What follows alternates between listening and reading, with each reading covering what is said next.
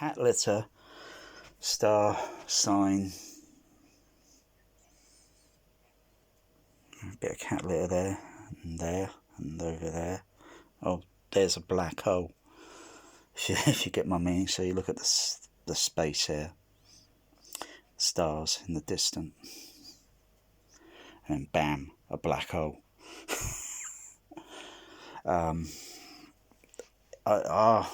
Cat litter randomly scraping, and cat litter gets flicked up and then it lands on the carpet. To anyone else, no, they're saying it's just random mess or just coincidental. To me, I think cats are kind of space astronomers. They're mysterious creatures, and could these be? If I draw a line up that way and that way, and then up there, and then down that way, it will make a symbol that we then give them names. And over here, there's a little bit, it's a bit dark in this part of the region of space. There's another bit of cat litter. And, oh gosh, I'm getting sucked into the black hole where light cannot, and there, again, more. So it's kind of like going up, over, up, up a little bit more, over and over, and then comes down this, on that there. No, that's not a bit of cat litter, that's a little bit of fluff or whatever.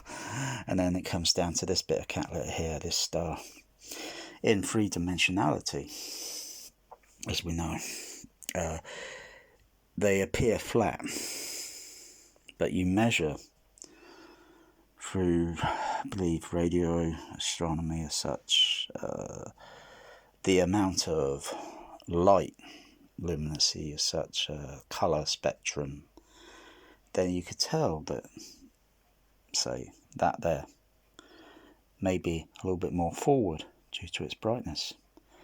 Everything else is in the background-ish, is a little bit more in the background.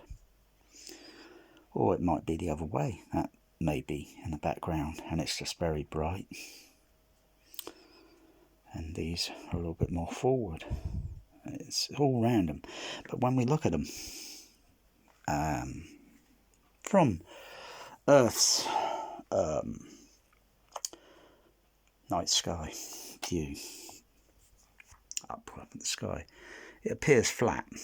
When you look at Jupiter, Saturn, some of the largest gaseous planets in our solar system.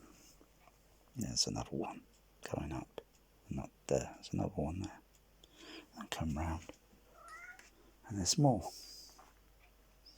So it's like draw a line there, up a bit, down a bit, over a bit, and over a bit. Oh, of course, I'll use the vacuum cleaner to vacuum clean up, but I kind of always think of it like star constellation, because there's so many in the expanding universe. There's infinite amount. If any one of these could be inhabitable to sustain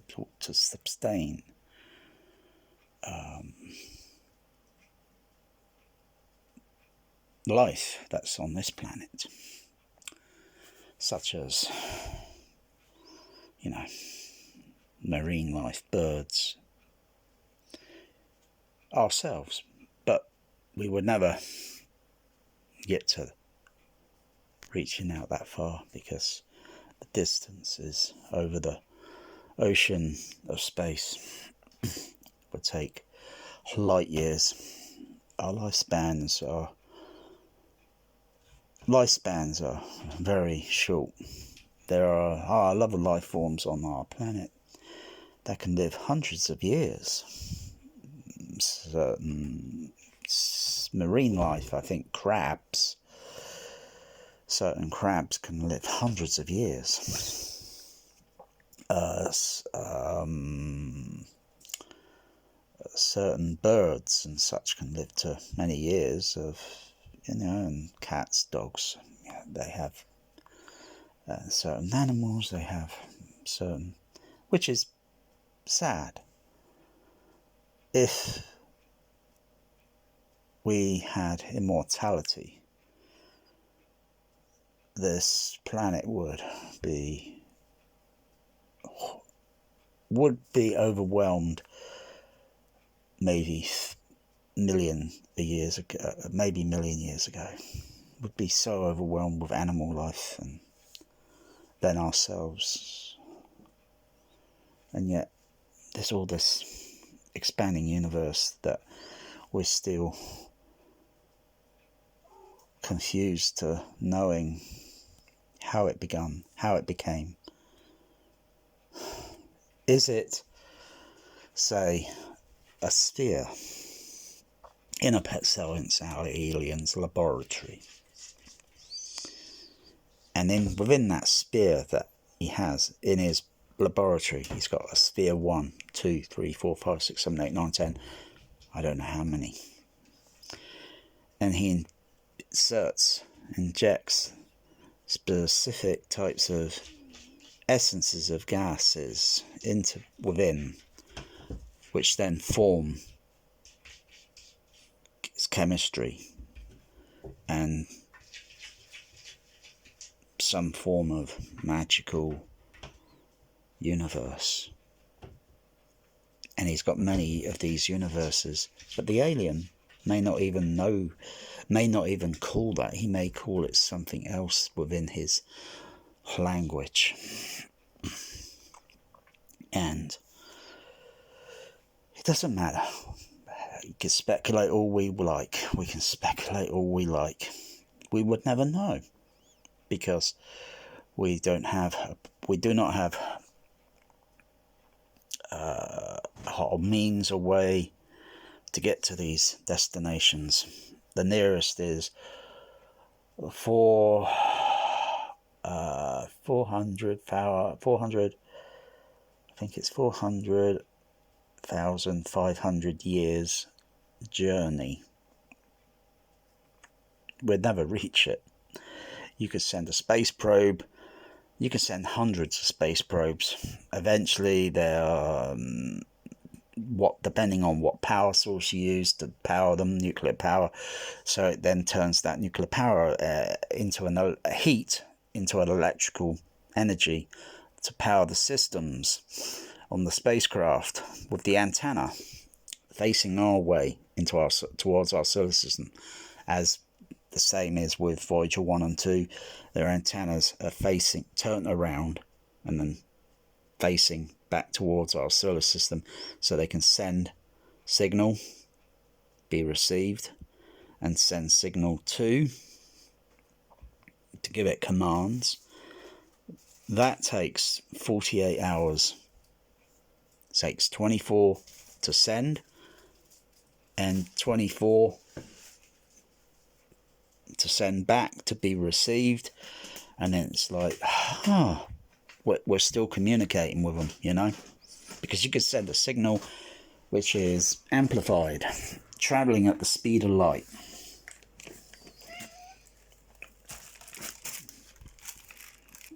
An amplified signal traveling at the speed of light.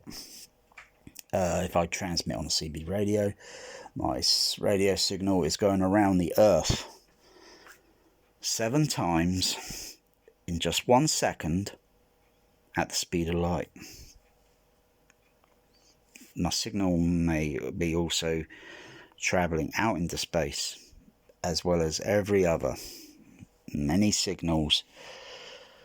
They're all amplified at different rates of power, and they're all going out into space. When you see the movie Contact, everything is loud close up, and then as it gradually pulls away, depending on the amplitude of the power of those transmissions, the signals start to get a little bit weaker. As it goes back further away, as it depicts in the movie, some of those other signals fade away, and you're catching up with other radio signals that have travelled way before, say, the Spice Girls. And you catch up with another radio signal. And as it keeps going further and out and out and out and pulling back, you catch up with other radio signals until eventually you catch up with the first Marconi. Marconi did the first transmissions at Pilot Hill. I think it's Pilot Hill in Wales. Wales is in that direction. That's about north. And that direction there is just about where Wales is, which is only about 18 miles. But as the crow flies, straight, it's about that way. And the other transmissions that Marconi were doing during the early 20th century, the early 20th, the other direction is about over there, which is about 5 miles away. Poole, which is at the hotel, Haven Hotel. And there's even a wall plaque memorial plaque outside the hotel's entrance gates. This is where Marconi did transmissions. This is how we got the communication here.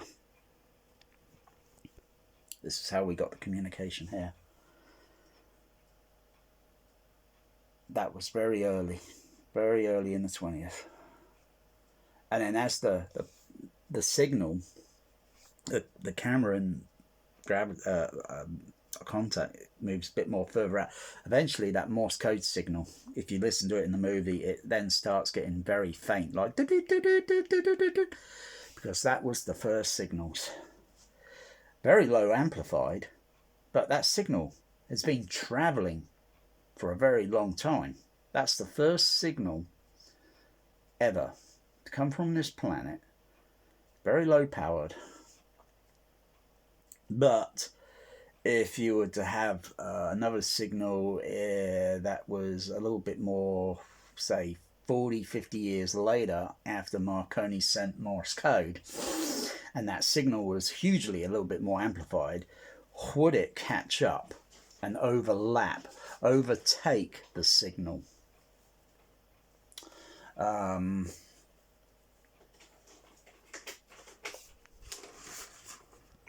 So the signal's going out, and eventually all you hear then in the movie is then static noise. Getting anxiety. It's very easy. I don't know why, how get anxiety.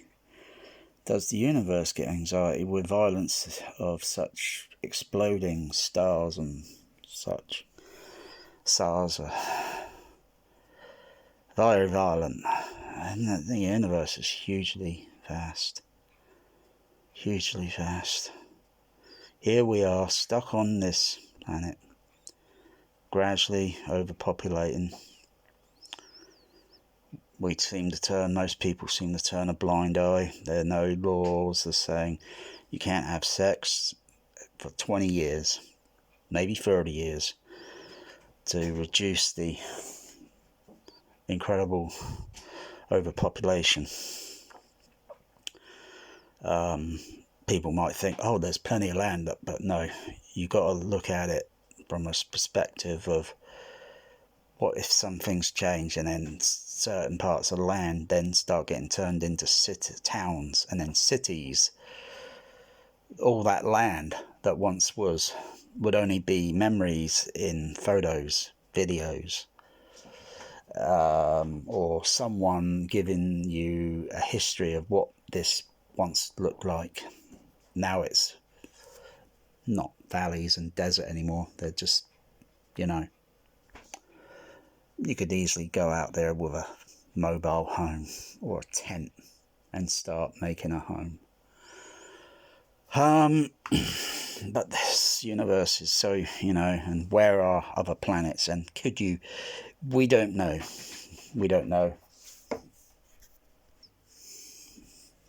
my cats are listening to my conversation and they're interrupting, and because they are secretly astronomers. Dogs as well, but dogs don't scrape around in litter and then leave things like this to anyone else. Probably wouldn't even think, oh, that's absurd, you know. But why should it be absurd? We once looked at the stars, and then it took someone then to really focus and look at it, and then notice that they make a pattern, a shape, a horse, a Pegasus, a crab. They make an image.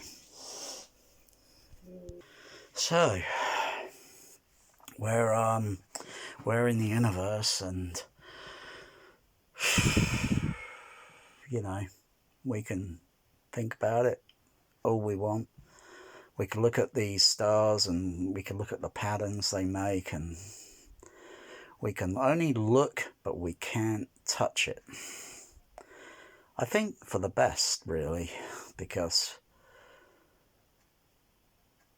I know how destructive we can be, both thinking about it, doing it. It's doing it that then shows our true colours. And these are people that say they have got great maturity and responsibility, and yet these people blow people to kingdom come. So, going to other planets and then having having all the same things happening over again. The impurities of our behaviour would have to be filtered. Would take years, maybe 100 years. All impurities of how history of wars start, suppressed, deleted, guns, how to make them and all that, you know. But then caveman discovered one day how to use a rock as a weapon, a spear as a weapon, a piece of wood as a weapon, or using their fists as a defense of a weapon. It's the same with animals. My cats would use their paws and claws. If in a certain territory, or there's some jealousy or such, and then it's growling, it's then the cat fighting.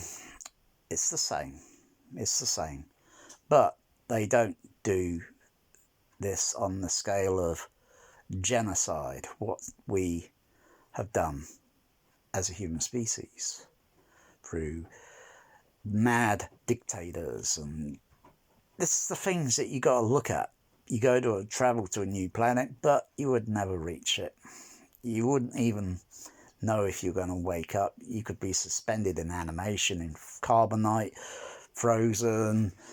You would never know if you reach it. The devices on the spacecraft could maybe absolutely malfunction. If that happens and you fall out during the travel, you would, it's like that other movie that shows how two people wake up, or one person wakes up and then that person knows he's the only one on this spaceship, and then he wakes up the other person and then lies to that person, and eventually that person finds out that she was awoken and she's not going to reach this planet. Neither one of them will, because they have woken up 80 years too early. I find the movie kind of a little bit absurd, really, because there's, the propulsion system that you got. If you're traveling at the speed of light, it's still going to take that long journey. So space probes, Voyagers, are going, say, 64 and 67,000 mile constant speed. And if a spacecraft is going light speed, it doesn't matter. It would still take a long, long time. But there is so much out there in the universe to look at and scan. And you might find another planet. There may be another planet that's even a little bit more closer than the other. I think it's the Beetles something planet or such, Beta or something. It's maybe a little bit more closer. You got to keep watching and scanning. And then when you see an object passing over some light, you then just had to tell my cat Bear off because he's been trying to fight with magic again. Now, you could say Bear is an Alpha Centauri male cat. He's very violent, a very violent star. And magic's just a black hole. Very violent in respect that light pulled in, and we don't know what goes on. We don't know how long, how distant that can travel until it vents out somewhere else in the universe. We've got no idea. We wouldn't know. You can't send a space probe out if it were to go through. We don't know. And also, it will take years for that space probe to reach it. Because it's a little bit it's a little bit way out of our solar system. It's somewhere in a different part of another part of because you've got the solar system, the galaxy, the universe expanding. Well, I'll do that again.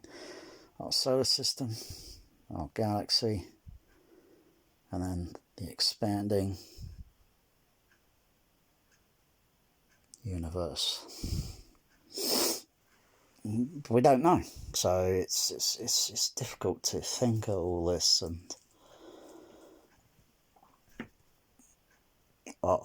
subjects on the move.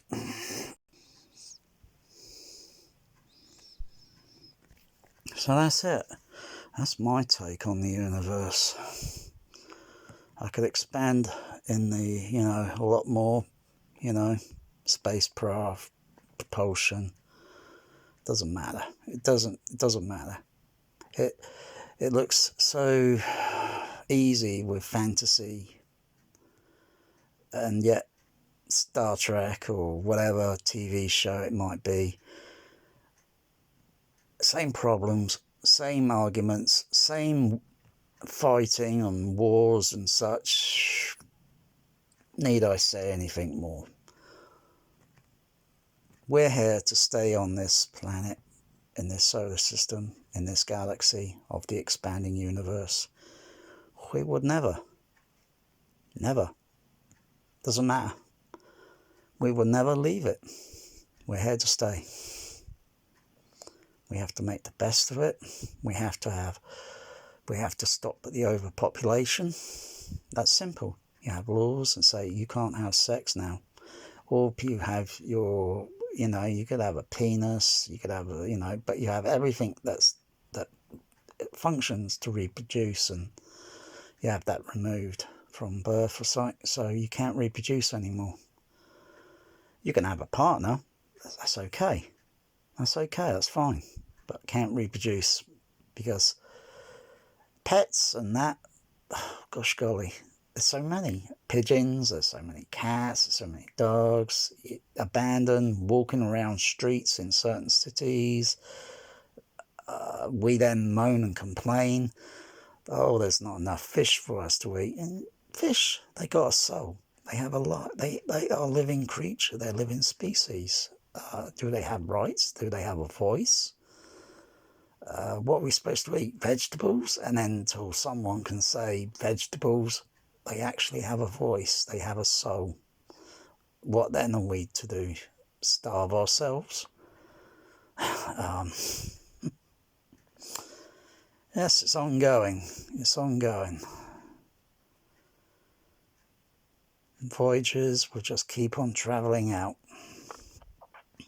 until one day they come across, and then they species or whatever that come across in space, of course, because these things are not going to land on a planet unless, of course, yes, in the event they could pass by a planet that's got incredible gravity and get pulled in and may burn up in an atmosphere, or there might be a planet that doesn't have life on it. It may be another gaseous planet like Jupiter or such, gets pulled in until the violent, tremendous pressures take that spacecraft and it gradually